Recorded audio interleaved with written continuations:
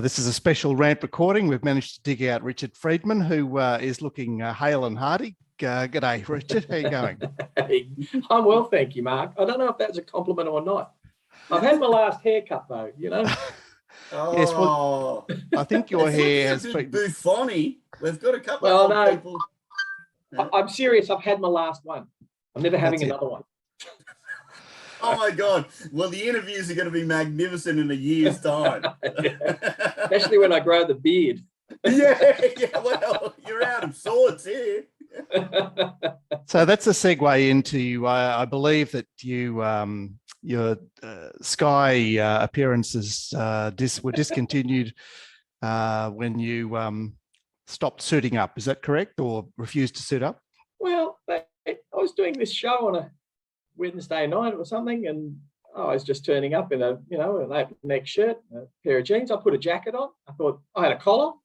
I thought that was acceptable. And then they had a change of management, rang up and said, "Oh no, you're going to have to wear a tie." I said, "No." And they said, "Oh no, I know. It's going to be a pain, but you're going to have to wear it." I said, "No, you're going to get yourself another presenter." That's the end of that. That is brilliant. I love it. That's how 25 years at Sky ended. Yes. And you know, Mark got fired for having a bit of a beard. No, he got fired for a lot of other things. Yeah, there's a few others as well. But yeah. Someone wrote in and said they can't. You?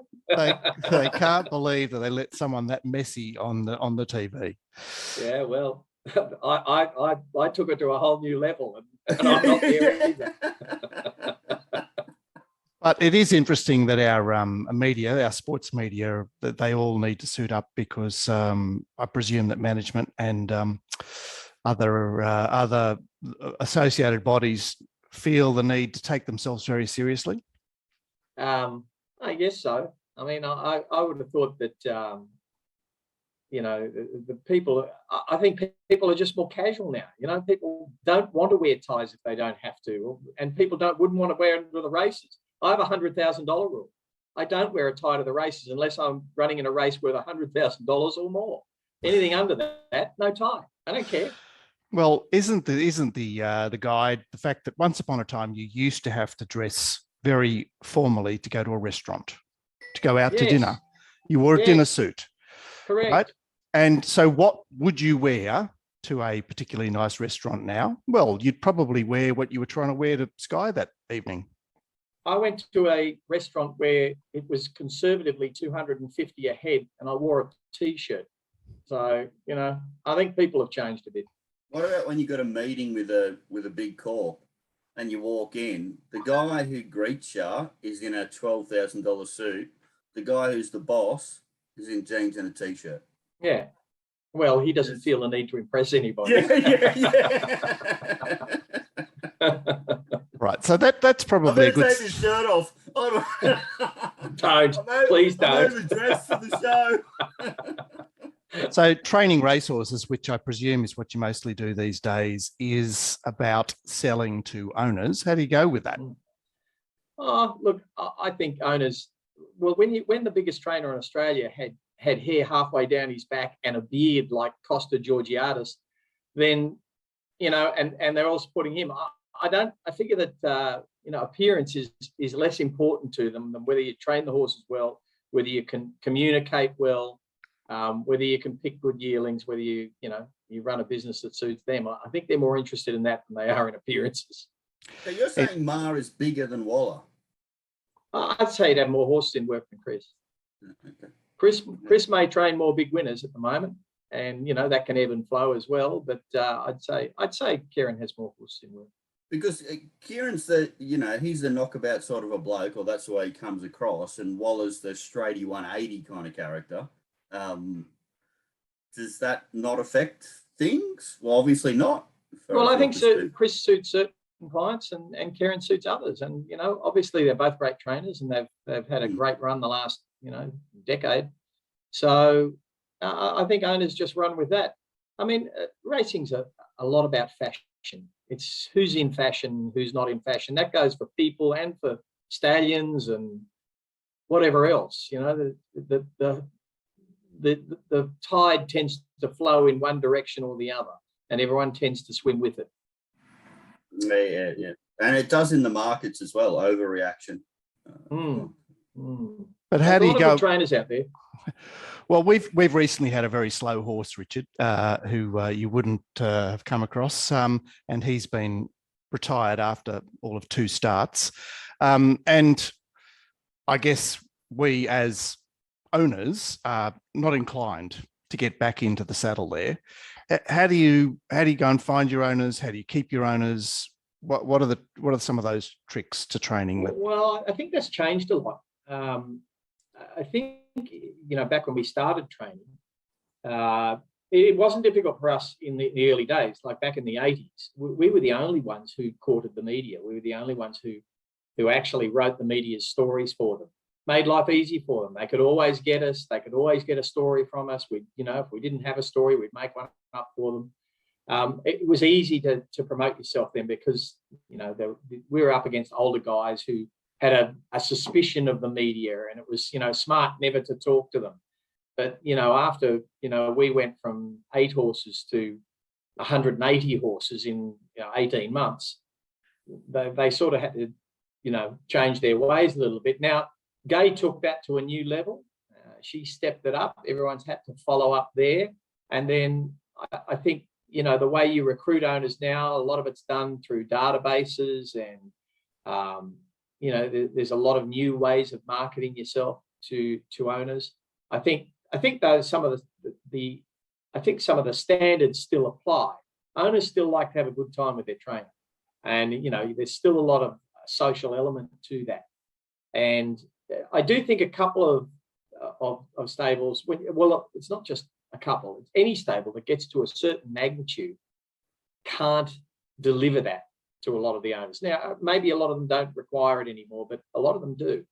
And I still think you need to have fun in racing. So if you can provide a bit of fun, even if the horse is slow, if your trainer's, attentive and, oh, it's bad luck, good to talk we've got to. a slow one. Yeah. If you can talk to your trainer and just, shoot the breeze with them and know that they know what your horse is doing and it's not just a number. I think that and counts. be honest, I think it's a fantastic thing too. Oh, yes. If nothing else, I think our reputation is for brutal honesty. So you scared owners away then, Richard. Well, I think Anthony has taken that to new levels. This is brother Anthony you're talking about. Yes, Anthony Freedman has taken it to new levels. He can be brutally honest. He's got a few names that he tags horses with that leaves the owners in no quandary as to right. Where so he's from the the Mick Price School, is he? Well, Mick was part of our organisation for a while, and I don't know whether it rubbed off on him or whether he'd always be like that. But yeah, very much that way. And what about Richard? Sorry, Mark. No, go good. You're the host. I just got the question about when you decided to get into a more business role when you came up to New South Wales. How that played out for you and why you gave it up. I think I look back on that and think, I wonder, I can't remember what my thought process was at the time. I just think that I'd reached a point where, we'd done so much from, in the 90s, just won every big race multiple times and, a handful of Melbourne Cups and a handful of slippers and, it's just what happened. And I just think it got to the point where, what used to be a fun boys' own adventure for all the brothers, suddenly, when we used to get together and have a drink, suddenly became a board meeting all the time. And, things changed. And I just think I just was the first one to figure that out and decided I'll do something else for a while. All right. Did you realise that wasn't the path you wanted to take after a short period of time? No.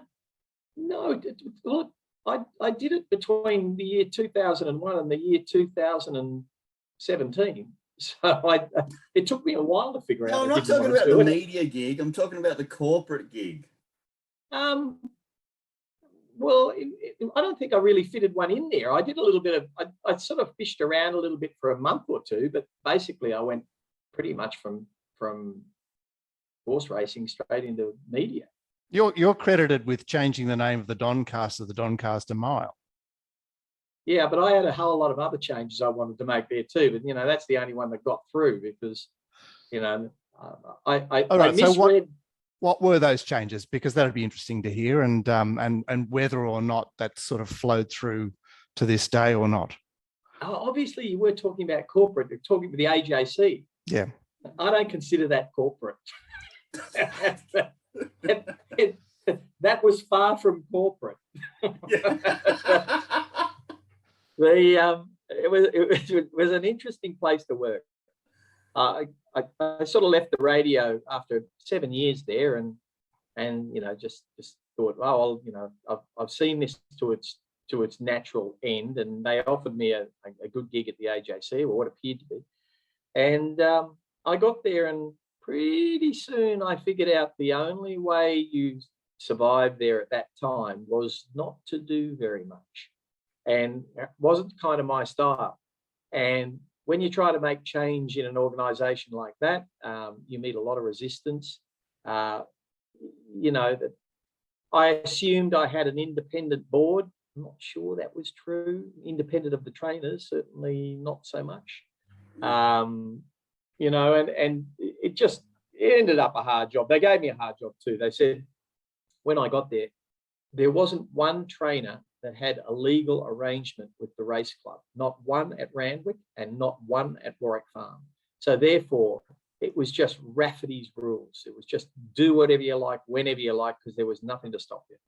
And people would be getting sued because their horses were getting out on the road and hitting cars, and the AJC were getting joined to that case, and it was just a mess. So trying to get 80 odd trainers signed up to a new agreement did cause a little bit of angst.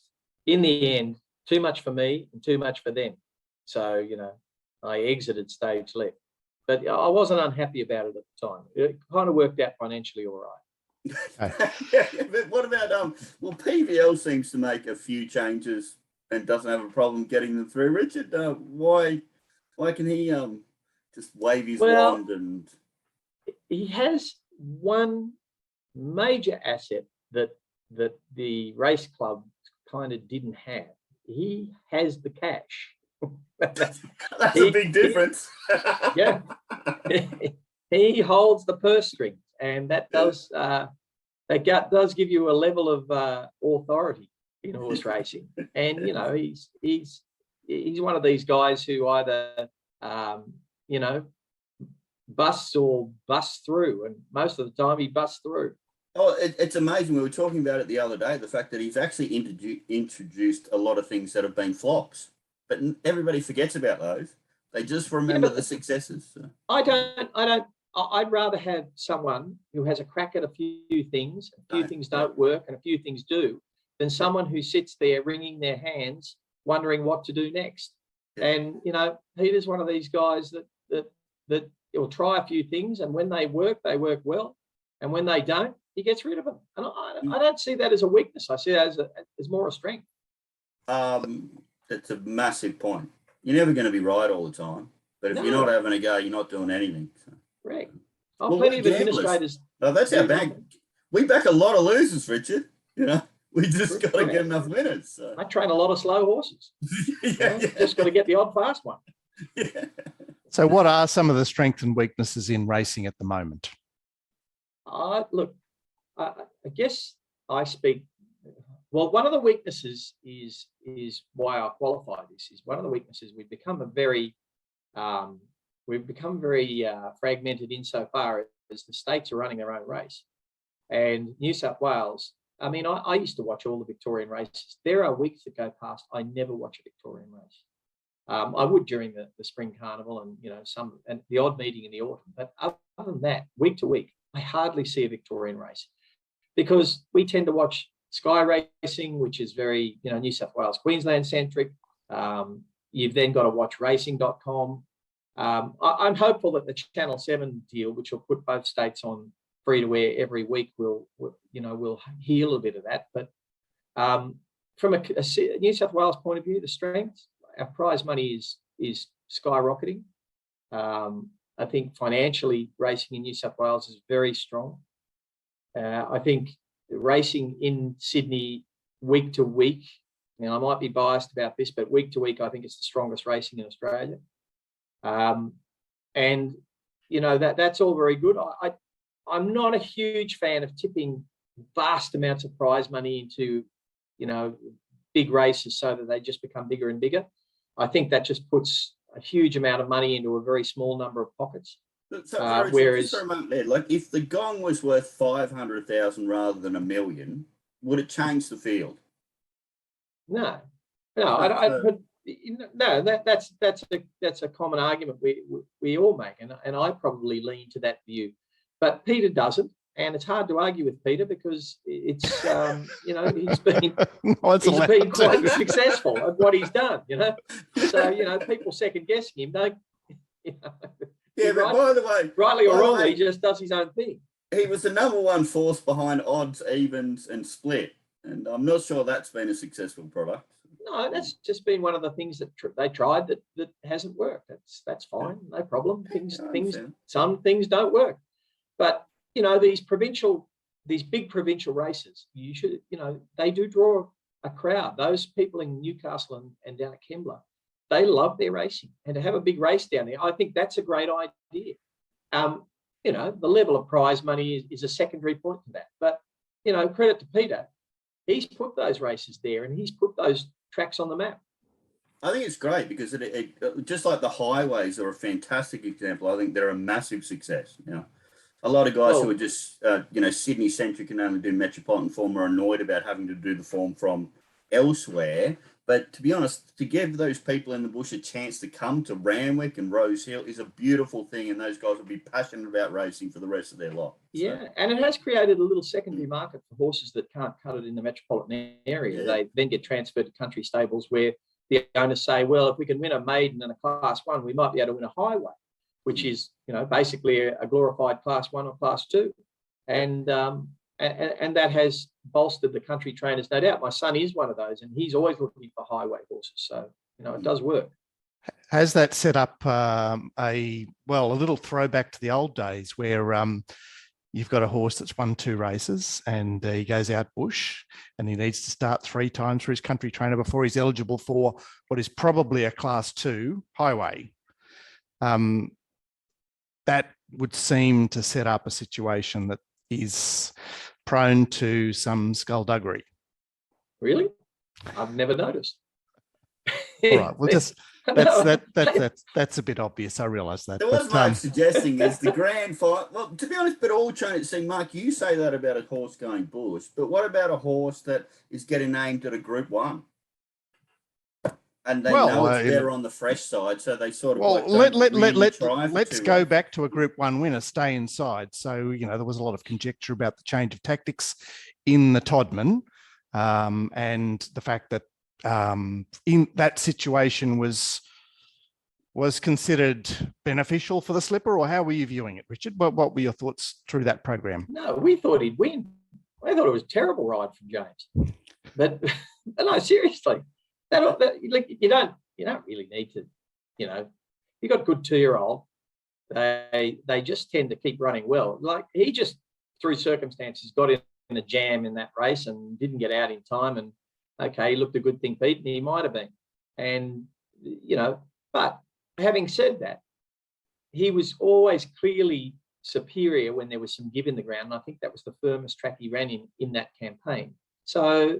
There might have been other factors at play, but it was certainly not by design. It was just how the cards rolled. So are there circumstances where horses, that have a grand final in mind, it's not ideal for them to have a maximum exertion? I hear that argument, but I just think that we were spacing his runs out 3 weeks apart. He had plenty of recovery time. It wasn't in our planning. We just thought, let's keep this colt rolling along. He's a very valuable colt. Every time he wins, he's more valuable. So it comes down to a point where winning is, you know, that we're sadly, and this goes back to your point of what's good and what's not good about racing at the moment. Sadly, through circumstance and economics, we've become a place that does not breed to race anymore. We race to breed. And I don't think that's an overly healthy situation, but that's the way it is at the moment. And I mean, these folks, you know, you've got to keep winning. You just mentioned earlier on there that the prize money is fantastic in New South Wales racing. Isn't the indirect result of that a lot more horses are being bred because they're getting purchased for larger prices? I think you'll find that the foal crop's actually falling. The foal crop statistically is getting smaller every year at the moment. I imagine all those hobby breeders are disappearing. Well, the costs are so high. And the little hobby breeders who can't, once you can't make the first session of one of the big yearling sales, once you don't make the first session of Magic Millions or Easter in Sydney, or you don't make then Classic Sale or Melbourne Premier, and there are a lot of horses can't make any of those sales, you basically take a massive discount. But the cost of breeding the horse is exactly the same. You've got to keep them there for 12 months. You've got to pay your service fees. You've got to pay people to raise the foal. You've got to pay people to prepare the yearling. And the little hobby breeders, you know, are dropping out of that because they just don't feel they can compete. They certainly can't afford to buy, you know, a mare that's got any pedigree that'll get in those sales because the cost of them is so high. So, you know, the foal crop's getting smaller, but the cost of the ones that make those major sales obviously is getting higher. But it's just a monopoly then. It just means that the big breeders are making all the money, and they're sucking the money out of us gamblers who would like better returns as far as our percentage tax we need to pay, and it's going to these people. It's going to the blue colours. It's going to up Scone. Richard's pursing his lips, saying, "Well, if you don't want to play this game." Well, is that true or not? Look, if you're in business, you're going to try and maximise your return. Now, if they're doing that better than everybody else in racing is doing it, then, you know, maybe we're the ones that need to look at what we're doing. Yeah, but how would I possibly organise a strike from all punters in Australia in order to reduce punting tax or taxes that the bookmakers need to pay, which, you know, is indirectly involved in the prices we get to take? Well, you've got a fair problem there because the nature of the punter is he will punt.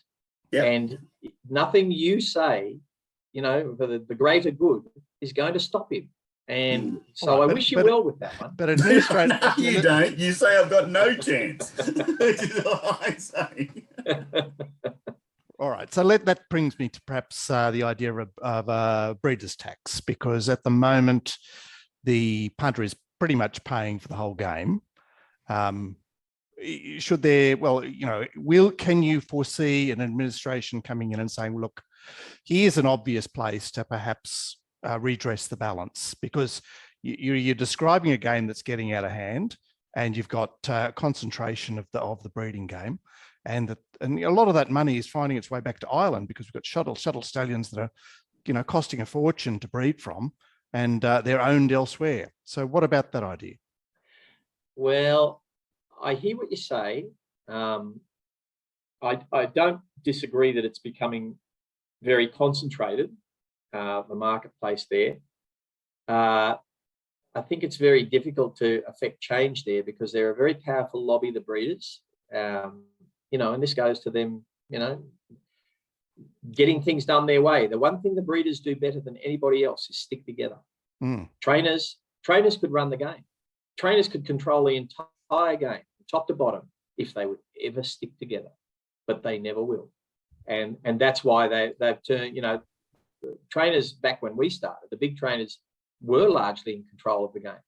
But over a period of time, the breeders became much more adept at sticking together and getting policy changes that were, you know, beneficial, and they've just played the game better than we have.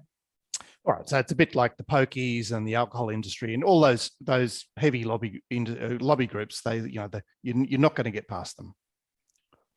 Well, if you stick, if you could get all the punters to stick together, or I could get all the trainers to stick together, we might get some things changed that we want to change. But that's an impossibility, because trainers you will just never get them to do it.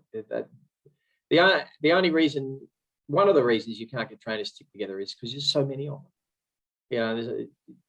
Just anyone can be a trainer, just basically anybody. And that is something that we as trainers would like to get changed. We would like to see the qualification to get a license to train racehorses have some sort of period where you had to work for a proper commercial training stable for a period of time, become an assistant trainer, work your way through the ranks, and then you can be considered for a license.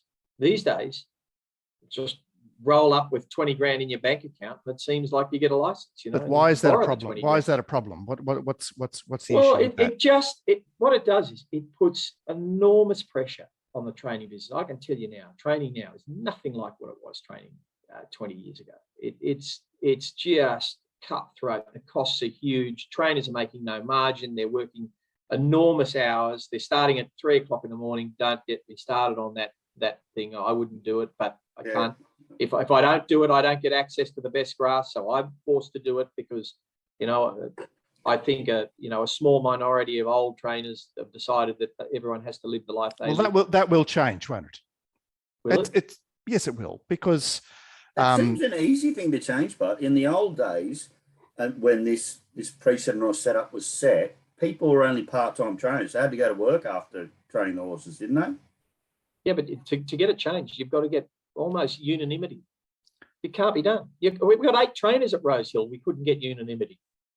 Right, but surely you could get a majority of those to actually vote on a proposal to shift the training hours. We did have a majority, but because it wasn't unanimous, the club caved. Okay, so it's a bit like the Republic idea. I get it. Okay, yeah, moving on. Sorry, I pulled you up short there because that. It's okay. Yes, but the problem with a ragtag bag of trainers, for example, like trainers from here, there, everywhere, that don't necessarily have an apprenticeship of any kind or formal learning. This is what happens in the world everywhere, Mark. It's called divide and conquer. You got 4 breeders that pretty much control it, are taking all the bloody juice out of the thing. It's easy for them to get together and create a monopoly, isn't it? Because only 4 of them. Well, and then they just divide us up and make us not get together. Like, bring back the unions. I'm a socialist professional gambler, Richard. So I'm. It's the first and last, I think. A punting lefty. Yes. They don't exist normally. Well, it's a broad church in racing. You can be lefties, righties, as long as you punt. Well, mostly righties, I imagine, in racing. It tends to sort of, it's that sort of industry where people are looking out for themselves, aren't they? I just wanted to ask you about this Victorian versus New South Wales business. You sort of touched on that earlier, saying that it was a very fragmented setup, but it appears that we're in this prolonged attritional war with Victoria, which most people suggest is not good for racing. What's your view on it? I think racing would be better as a national body, but I can't complain about what has happened in Sydney, and largely this has started over the tussle over the spring. Now, I am a proponent of saying that people in Sydney want to race in spring just as much as people in Melbourne do. Spring is the natural season for horse racing. It's after the football. It's before the cricket gets going. Autumn is not a natural season for racing. It's a good season for racing, but it's, people are starting to move. Yes, we had racing in the spring. We've just had a cricket season. Now it's footy season. And racing's trying to jam itself in there and say, no, we're still here. And spring is the natural position for racing in that calendar. So I do support Peter in saying, okay, let's put on some good races for horses in Sydney. And that's where all this drama started, because Melbourne thought they owned the spring, but no one owns the spring. Spring belongs to to everybody. And if people in Sydney want to go racing in spring, why shouldn't we put on a good show for them? Yes, but can you see this playing out in a good way? Well, I think Melbourne will come to accept that Sydney has a spring, and I don't think that clashing meetings is necessarily a bad thing. I know turnover on both meetings usually goes up, at least tote turnover does, and probably bookmaker turnover as well, because people reinvest, right? You know, punting, correct me if I'm wrong, is all about reinvestment as far as, you know, being a bookmaker or operating a pari-mutuel system. And they do reinvest. They back a winner, they want to get on the next race as well. So I'm not against that. They'll say, oh, you get the splitting of the talent. Well, no one cares about that. Yeah. The talent punter, does. Which talent? Well, I presume that there's jockeys that, you know, are upset about the situation, but I frankly don't care about that. No, I don't either, because, you know, the leading jockeys who may be upset about that, I don't see them struggling. I really don't. I think they're getting plenty out of the game. So I think they should just, you know, say, well, that's how it is. You know, that their lot, you know, jockeys take great risk. We all know that, but they're very well recompensed for that. So I've got no truck with that. I've got no problem with the talent pool being split, because punters to a large degree obviously don't care, because the highway sometimes is one of the biggest turnover races on the card, and it's the worst class horses. And often with but you've still got the good jockeys on them. I think, you know, sometimes. I'm disagreeing with you, Mark, because, you know, I've said this for years. Like, you know, I just want to bet. Like, I don't care, whatever. I actually think the separation of the jockey pool is a positive for me, because then there's less good jockeys that I need to assess on particular horses, and having a good jockey on is very important. So my turnover would go up with smaller fields and less good jockeys. Well, I think the turnover for the industry is better when the fields are larger. But, no, that's true. That's well, it depends. It's not. I'm a very selfish person, being a socialist. It's not that simple. The shape of the market, I think, dictates the turnover, and that can vary. It's not linear with the size of the field. Mark, I just don't know why it isn't symbiotic. Because these days, if you have a winning bet with a corp, the money's put straight back into your account. So you're not waiting for correct weight or anything like that. They just want to increase that turnover all the time.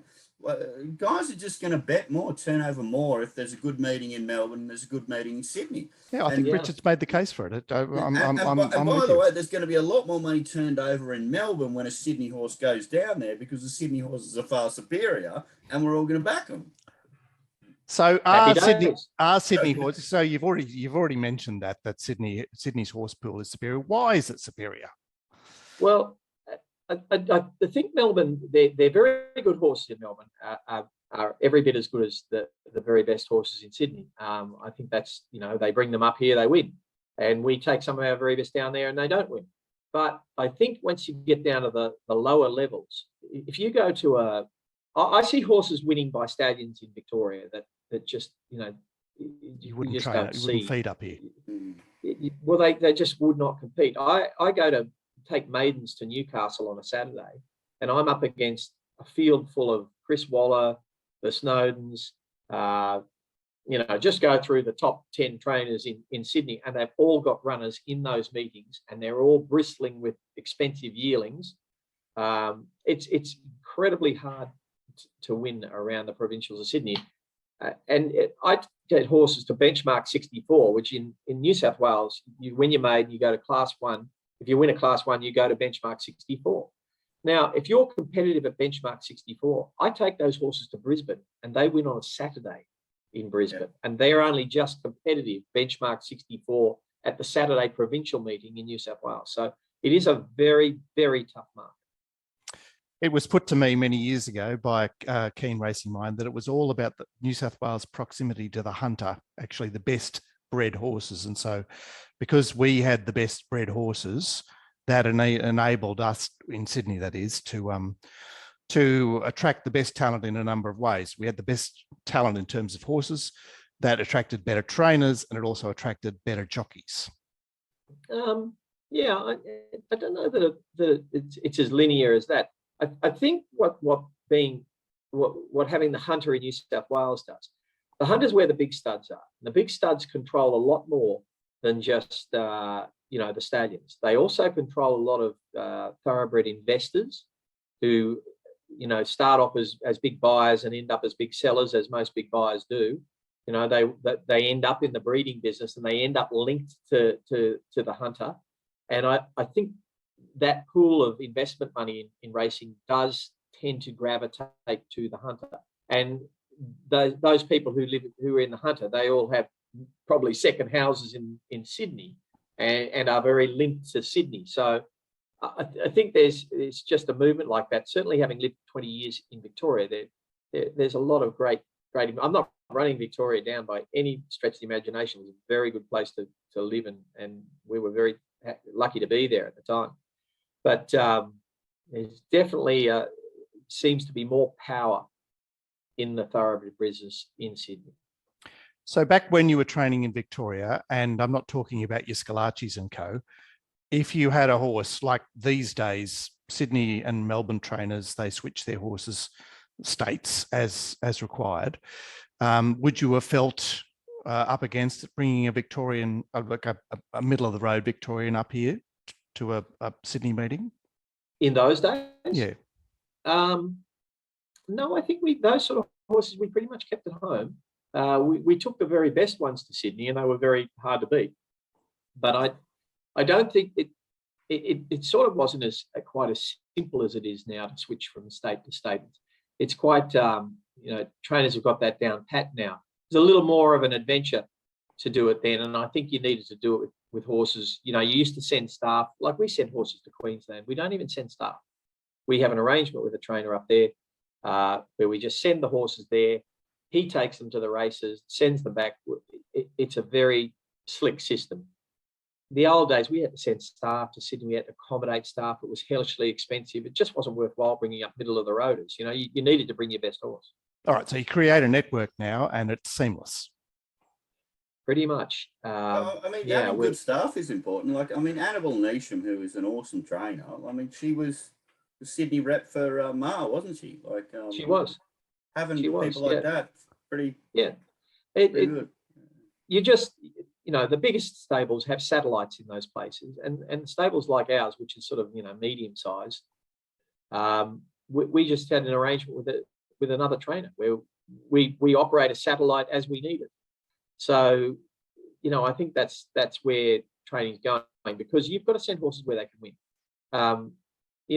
If you can win a metro race with a mare in Brisbane, that's worth a lot to that owner, because that mare becomes a metro winner, not just she may only win at provincials in Sydney. She may win a half a dozen races around the provincials, but that one metro win in Brisbane will be worth more than all those provincial. All right. Well, that seems a complete crock to me, doesn't it? Who's going to break down that system?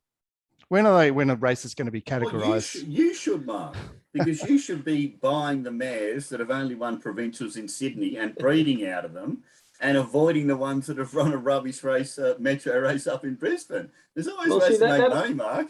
This all circles back to racing being fashionable. If you can have Metro winner next to your mare's name in the catalogue, you're likely to get into the first session of a decent sale, and your yearling will bring a bigger price. So it's actually about federation. The fact that we actually need to look after all the other states, because we are a collection of states, not a national entity or a single entity. So I sort of get it. Well, that kind of happened at the turn of last century, I think. Yeah, but we federated. It might be about to end with WA at the moment. So. Yes. We haven't come a long way, have we? No. In 120 years. Yeah. Yes, we've still got pretty much the same tracks we had back then. Tracks. So tell us about your feelings about certainly the tracks you deal with. Well, I've got to be careful here, because I don't want to offend people, but I'm not. I can say this. I say this to the ATC all the time. I dislike Canterbury as a track. It's a track now where if you draw outside 5 or 6, you might as well stay at home, unless you've got a horse that just barrels straight to the front. Not all horses can do that. I'm sure it's a punter's paradise, because you can sort out the 3 that can win. But for a trainer, trying to program horses at Canterbury, I dislike the track. And So I why think wouldn't you use it as a means to an end? The horse needs a run to get ready for a particular race that you've got in mind. So you say, well, look, I realize it's not going to be my day to day. Once upon a time, we had tracks that were heavy. There'd be 120 acceptors over 9 races at Canterbury or wherever. They'd all start. Trainers weren't pulling out horses back then because they go, well, it doesn't like this particular ground. They'd go, well, it's not my day today. Yeah, that in those days, trainers basically dictated what horses do. Nowadays, the ownership group has a much greater say than they ever had before. I mean, you really are, you because there's so much information out there, and you know they can read it and see it just as well as anyone else can. So all right, so you've got a lot of owner pleasing to do. You've got a lot of owner pleasing, and they don't really tolerate. We'll run this here. I know it can't win, but we'll just run it anyway. It doesn't really go down that well. And trainers are always, protective of their strike rates and things like that because it's so competitive. It's just hyper competitive. What about the breeding? Like Mark's talking about days where there was a lot more standard breds. Okay. Trotters running around. Yeah, I know what you mean. Like, you know what I mean? The colonial breed. They could have 20 runs in a prep and they just do the same figure all the time. Now you've probably only got a window of 4 or 5 starts to get the maximum amount. So you don't want to run it round in adverse conditions because I've got this horse right. I need to find the right race for it. Yeah. It doesn't even help. There's a whole lot of complicated things behind placing horses. One of them is the handicapping system, where horses are, they have a numerical rating and that's how they're handicapped. Once you go up quite quickly. I had a horse go to Brisbane, go to the Gold Coast and win a 2,400 metre race. All right, it was a listed race. Alakan. He went up, Alakan. He went up 24 points. He basically can't win another race. But this goes back to this. It's a metro race. When we know it's not a metro race. Yeah, correct. That needs to be broken down. Like the idea of the point I was going to make is horses go up in the rankings very quickly. They go up 5, 6, 10 points at a time. They run poorly. If they perceive that the race wasn't a suitable race, they don't drop the horse's rating at all. And if it runs very poorly in a race that the handicappers consider was a suitable race, then they drop at 1 point. So what happens is, and this is where the big stables have to manage this very carefully. You get a horse to a rating where it can no longer win. Like a benchmark 78 horse, he wins his 78, he then becomes an rating 88 horse. Can't win an 88. Doesn't matter, while he's got a hole in his clacker, he'll never win an 88. But it will take you 6 months to get that horse back down into 78, where he can win again. He'll win once, then be back to 88 again. So you're restricting these horses to winning 1 race a year. And that doesn't even cover training. What's wrong with carrying 62 in the 78? Why can't that be done? They don't seem to win. You can't get apprentices. There's just not the depth of apprentices to ride them, and they don't seem to win with those weights. So you would rather rather have a boy on top of a highly weighted horse than like a top rider? Well, I think when you get to the sort of weights you're talking about, 62, 61.5, 62, I think it becomes very hard for those horses to carry those weights against even that grade of horse. They really need to get in with the right weight in the right grade.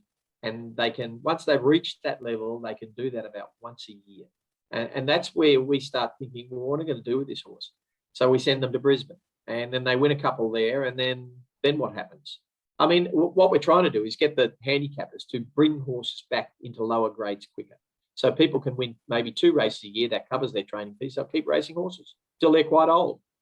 At the moment, we've got horses in the stable. Everyone has. You're thinking, where am I going to win my next race with this? I totally agree with that. The drop-off rate should be similar to the upgrade rate as far as ratings are concerned. I can tell you. Weight. But Richard, I do 1 point is they'll drop them 1 point. 1 point per run. That's no good. They should drop off a lot quicker. That's what I'm backing a lot of horses in Hong Kong that have, 30 starts for 3 wins. I'm normally looking for lightly raced horses, but because they've dropped off in weight now and they've found the right class of race, like they're running around 2 to 1. Now, normally you'd suggest a horse that's had 30 starts with 3 wins should be at least double figures, but it's just the right race. So I totally understand that. But by the way, if you have a senior jockey on and he gets the job done at 58 and goes up to 61, you shouldn't put the kid on. You should still leave the senior jockey on. That's my opinion. Yeah. And that at times is my opinion, but at times that's not the owner's opinion. Oh, they would definitely do that. All the owners would be, oh no, we need a claim because it's got over 60. I understand that. All right, you've given some good insight into what we've experienced, which is horses having far fewer starts, and it's got to do with strike rates of trainers, which is obviously a huge selling point. The owners getting involved, and the fact that it is hard to move horses into a situation where they're going to be competitive. So I sort of take your point. But getting back to the tracks, what do you want to do about the tracks? Well, I'm telling you what, with unlimited Richard, looking at my figures out here, you should actually run at Canterbury more often because you're very profitable, mate. So, unless you only take leaders there, do you? Well, look, I'd like all the tracks we race at to have starting points where you can start from barrier 10 or 12 and still win. And there are certainly tracks you can do that at. You can do it at Randwick. You can do it at Rosehill to a degree. You can do it at Newcastle. You can do it at Kembla when it's in good nick, because they're big open tracks. Goulburn's a great track in New South Wales. Scone is a great track, but they're all big tracks with good starting points. So should racing be standardized like that? Because you're describing a sort of a schema for racing, which is, we should only have racing on big, wide open, spacious tracks. I'd be happy with that, but I understand that. Where's the puzzle? Well, listen, you won't back every winner, so you won't. You'll still back plenty of losers. Don't worry. If that's what you need to do, I'm sure we can accommodate it. All right. So you're looking to retire the tricky tracks. Yeah, just tracks where you're going to get inherently small fields all the time because the trainers will not run the horses from wide gates. It happens at Gosford, it happens at Canterbury, it happens at Wyong. Those 3 tracks probably particularly because they're the 3 smallest. So why should you have free scratching then? Well, you don't. No, I know, but you're a proponent of free scratching, I guess. That's how we got onto this. No, I have said, more as a frustration with those tracks that if you draw outside 5 at Canterbury, you shouldn't be allowed to scratch for nothing, right? Because you've got no chance. I've said it about Gosford, I've said it about Wyong, and it hasn't gone down well, and it hasn't happened. So, so it is it more a throwaway than a? I understand, but fortunately, it's got us together. If you draw inside at Warwick Farm, are you allowed to scratch? Well, it depends where you are. If you draw anywhere from up to 1,400 metres at Warwick Farm, you've got 800 metres straight to get your act together. Yeah, it's a brilliant track in that sense. But is the scratching fee of $250, I think, in the metro area, is that a disincentive to scratch or not? I don't think we need a disincentive to scratch because, you're scratching it for a reason. You're scratching because you don't think you can win. You don't want to waste a run with that horse, and your owners don't want you to do it either. I think, having those sort of punitive initiatives to try and hold bigger fields, I don't think it works, and I think it really pisses owners off. All right. So what else? Well, I'm really interested in what pisses trainers off, and particularly Richard Freedman. So what about how the tracks Avocado, I hate them. The 50-cent piece. It's why would you have it? It's a stupid coin. What about the 5-cent piece?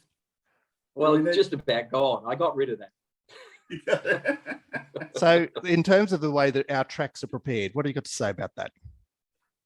I think preparation tracks a very difficult and vexed question. It's still a black art. They try and apply science to it, and they do a very good job. But I know the guys that do that, and I've been on that side of the fence.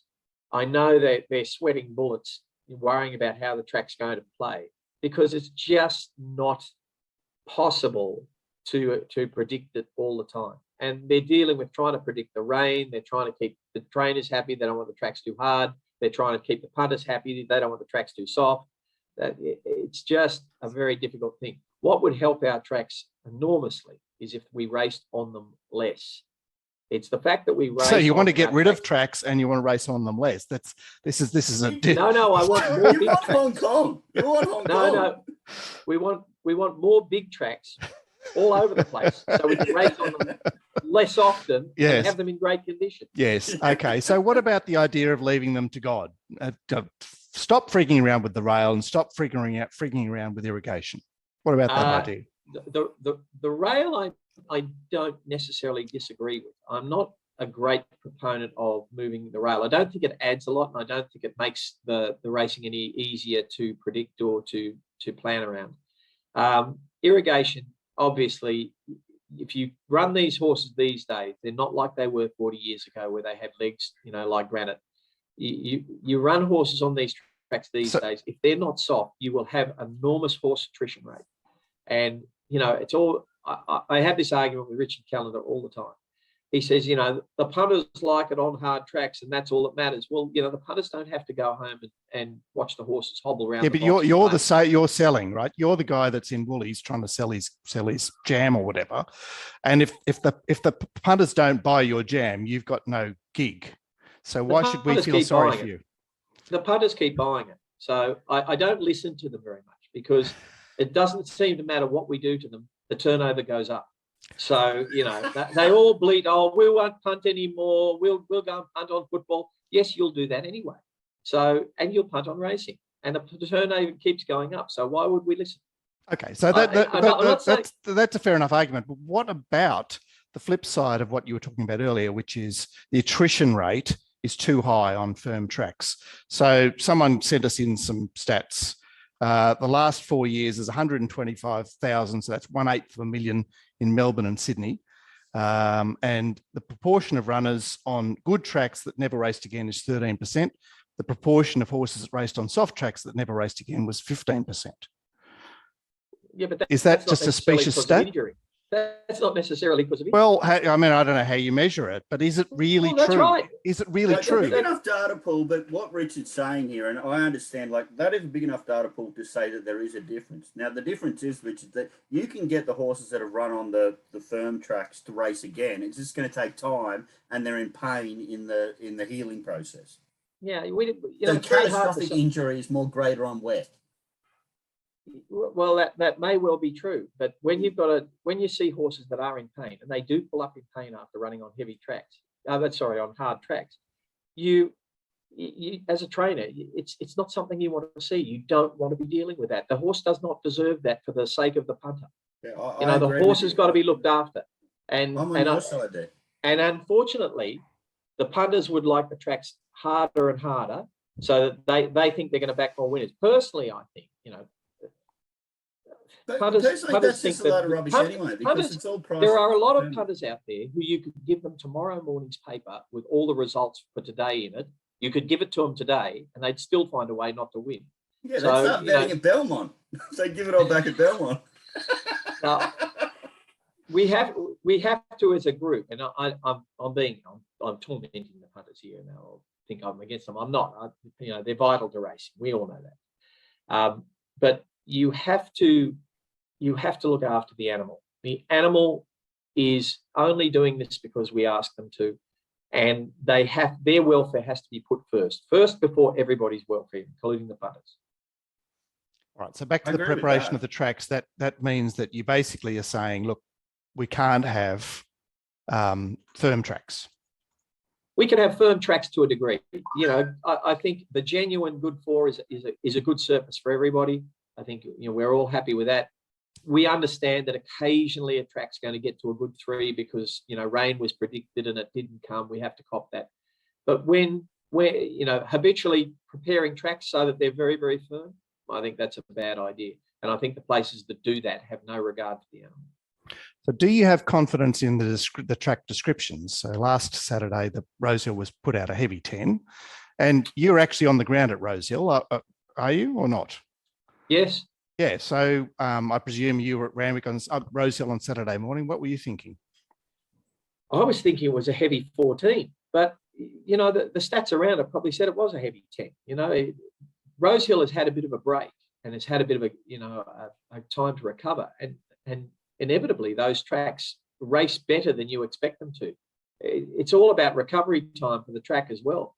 I expect Rosehill, on Saturday will be a beautiful track because it's had plenty of rain and now it's getting some warm, sunny weather, and it'll be a great track. Yeah, God's doing a good job. Yeah, he is doing a good job. But when he stops doing a good job, as far as horse racing is concerned, we have to augment that with irrigation, and I don't see that stopping. All right, but what I'm really driving at is as a trainer, like as an agent for the owner, you're having to make decisions about what the track manager is saying about that track as late as 7:30 on Saturday morning. And I would say that track was a 7 at worst at 7:30 on Saturday morning. And yet the track manager has put it out at 10. Oh, I know. Not at that time it wasn't. It was pouring at Rosehill at 7:30 in the morning, absolutely bucketing down. There was some doubt that they'd race at all. It was amazing that there was a 10 and probably raced better than that. But, Richard, once again, you're expecting races. the track manager to predict things, the exact condition of that track. It's I'm arguing the track manager is unduly pessimistic about the condition of tracks, particularly when we've reconstructed lots of these tracks with various drainage systems that enable these tracks to be so much better than the common wisdom perceives them to be. Richard, I have some of the races on last Saturday at Rosehill coming out as 4.5s off times. That's adjusted for price of horses and all this kind of stuff. So the track held up really well. Yeah, a lot of that, it's not just to 10. It's not just to do with how wet the track is, though. The track can be wetter. Some tracks can be drier and race worse than other tracks that are wetter and race better. And it'll largely be to do with how that turf surface has knitted. If it's holding together, if it's got a good solid root system because it's had a rest and hasn't been cut to pieces and filled up with sand week after week, then it will race better, even though it has copped a lot more rain. So it's got a lot to do with the grass growth there. This time of year, tracks will so much quicker. It's not just because the weather's warmer, it's because the grass is growing rapidly and the grass sucks an enormous amount of water out of the surface. So there's all these nuances that track managers are dealing with all the time. So back in the day when you were at Randwick, and there was so much conjecture about the track, they shouldn't be sowing ryegrass, they should be doing this. We were all amateur greenkeepers. We were all having an opinion on, because basically Randwick was accused of falling apart all the time and that the root system wasn't there. Did you have an opinion on that or an insight into that sort of skill? Well, I have seen Randwick at its worst, and I've seen it at its best. And actually, it was just before I got there that Randwick was probably at its worst. And then they changed the way they changed the maintenance company. They changed it, and the track started to improve, and it's kept improving for the last 10 years. And I think it's pretty good surface. Turf surfaces are difficult, especially when you race on them all the time like we do. Okay, so that's anyway, Richard, I've got a couple of questions because we need to find a winner for our clients on the weekend. And I noticed you've got 5 runners that might be running around tomorrow or Saturday. So we've got Warrior Hero. What are you saying? Have you found the secret? He's probably in his right grade. He's no star. He's probably in his right grade. And those horses, they need all the breaks to go their way. Now, if you can guarantee me that, I reckon you get the money. So in terms of instructing... No. There's a politician's answer there or a trainer's answer. So can you find a way to instruct your riders to maximize horses' performance, for example? Like, do you have access to... that again. I'll say that again. How much intel goes into instructions to riders? So do you have like map makers that are sort of forecasting what scenarios are most advantageous to the horse and the way that the riders should be instructed to ride? Are you into that?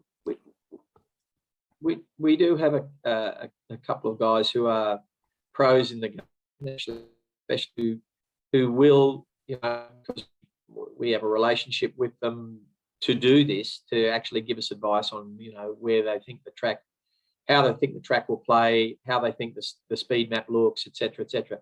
It helps you to a degree, but in the end, your horse has to race the pattern it races. And if basically what they're telling you is whether your horse is likely to win or not. Being able to adjust the horse to suit the pattern, very difficult to do. Very All right, so it sounds like a situation where you might scratch if you're getting that advice that the horse needs to do something that's out of its comfort zone. Then you go, well, this is not the race for it. Well, if you had another option within the next 4 or 5 days, you probably would. But a lot of the time, you don't have another option. And if you don't, the way we have to train horses, we have to keep racing them to keep them at their peak fitness, because the training facilities just don't allow us to do it any other way for a lot of the year. So you just have to run them at times, and you just have to accept defeat and move on to the next one. Okay, now back to finding our client's a winner here, because Mark will keep you on for hours. We've got to wind this up, guys. I've got to have dinner. Jesus. Yeah. But love talking to you, Richard. Dinner.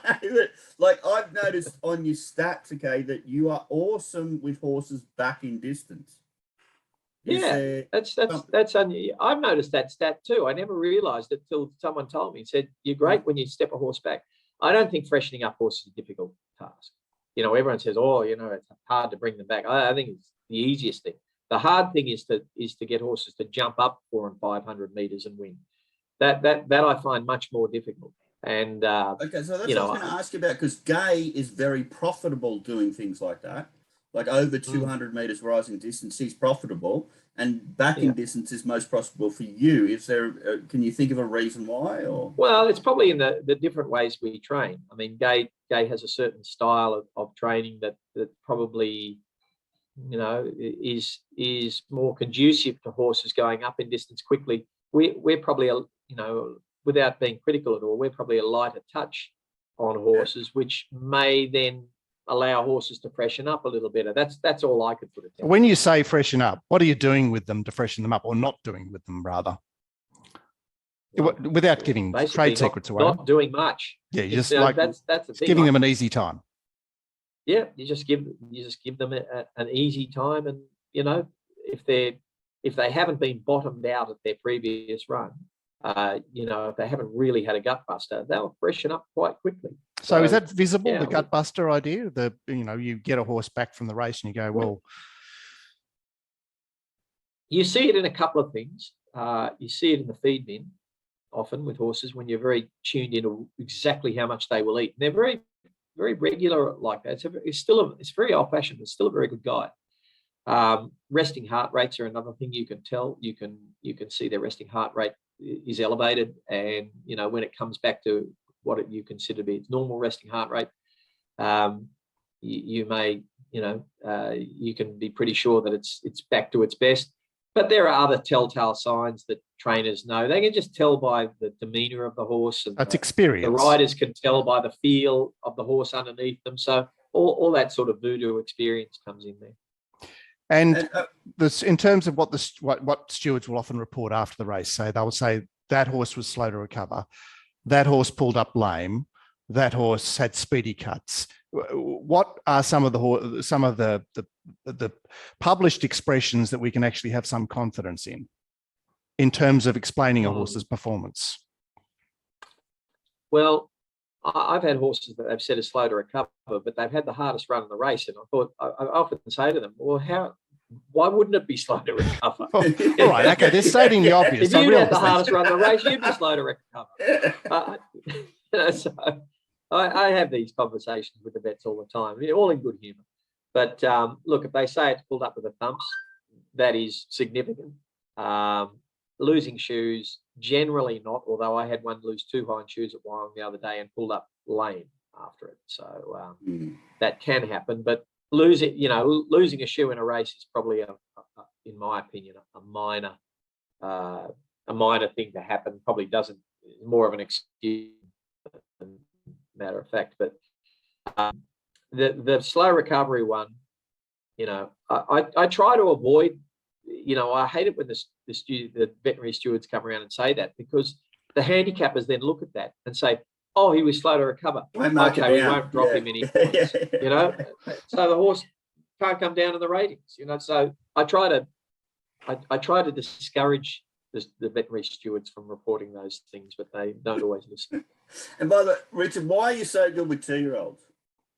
Double, and then there's an extra bit to that question, because Mark has been making a lot of money, your 2-year-olds, when you trial them away from home as well. Well, that's deliberate, trialing them away from home, because we like them to have the experience to travel to a course and get that experience. So that's quite astute of you, Mark. The broken clock is right twice a day, Richard. Yeah. Oh, we lost you. Yeah, You're back, you're back again now. You're back again.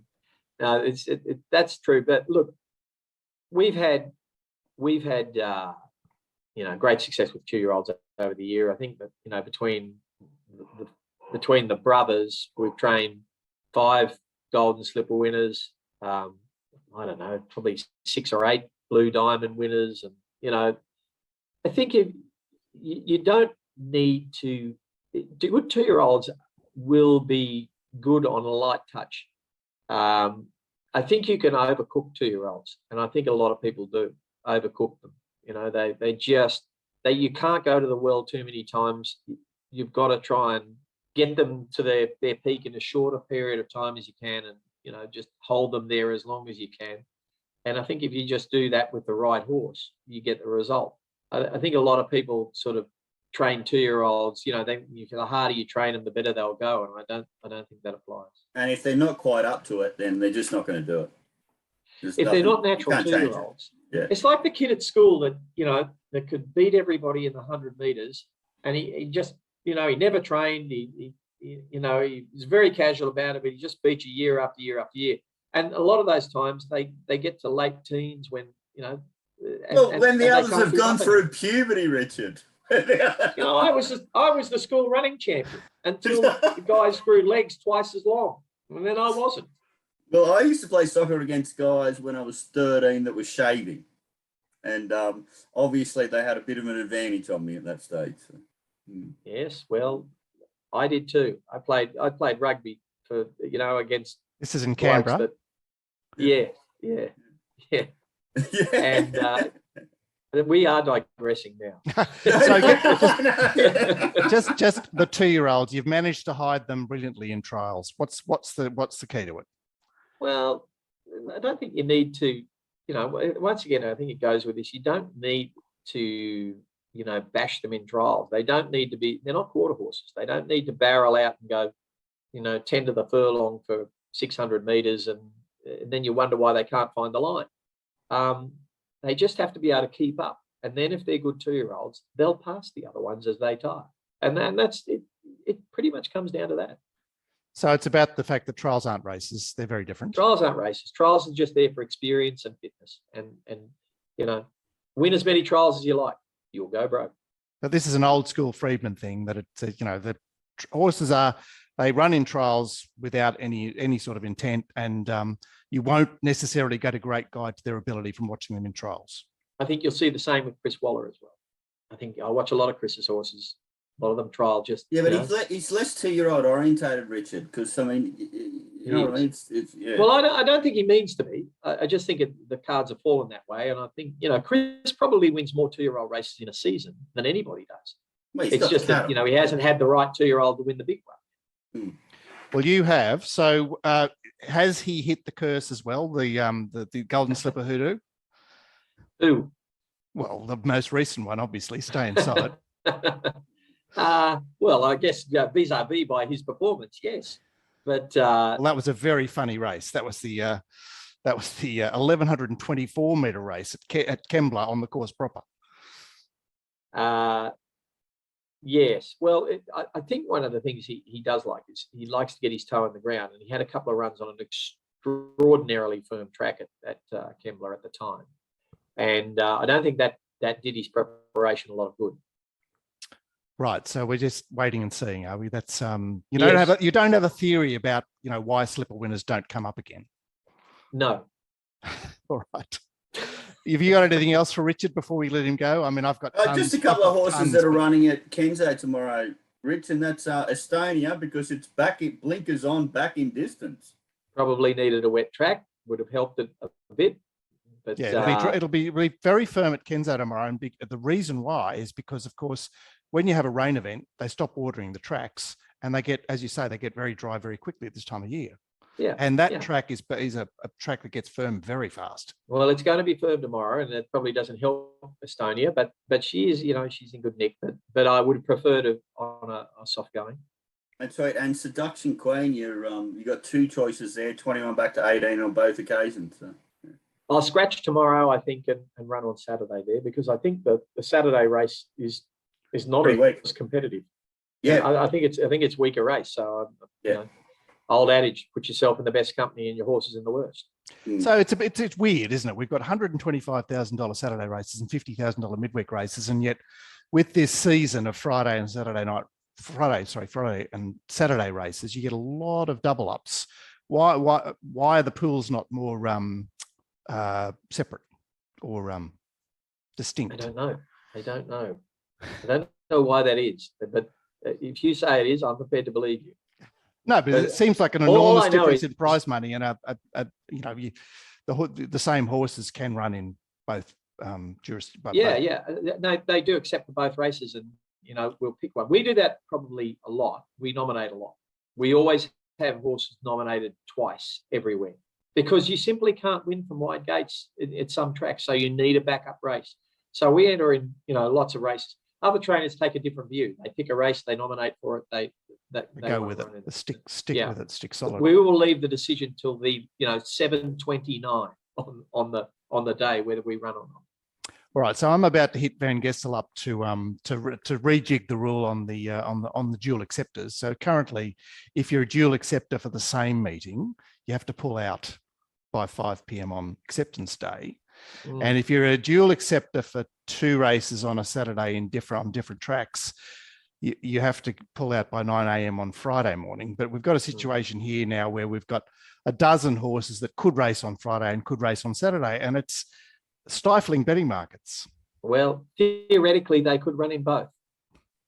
Yes. And they'd be giving a tick on the second run for the quick backup. And if you get any traction with that with Van Gestel, I will run one on a Friday and a Saturday just to thwart you. Yes, that'd be brilliant. All right. On that note, I think we've seen enough, and I'd like to thank Richard for coming on, because it's been very generous of you, and thanks to Gord for some insightful questions as well. And we will chat with you again, Richard, because you do have plenty to say about this industry that we all love. Yeah, we do love it. I mean, not everything I accept that, some of the things I say aren't particularly popular and people don't agree with them, and maybe I'm not right, but it's a game of opinions. What's wrong with having an opinion? Indeed. It's got a market. Yeah. Thanks, Richard. Leave him, mate. Okay, mate.